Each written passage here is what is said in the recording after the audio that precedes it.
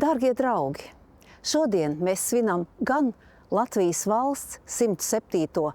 proklamēšanas gada dienu, gan arī Brīvības pieminekļa 90. jubileju.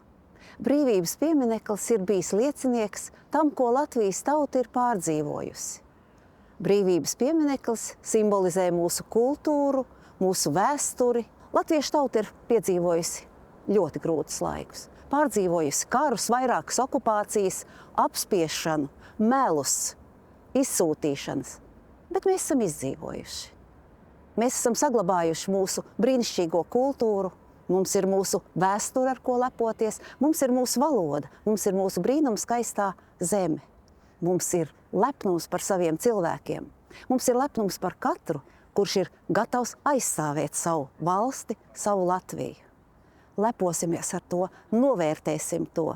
Sirsnīgi sveicu jūs Latvijas valsts proklamēšanas 107. gada dienā.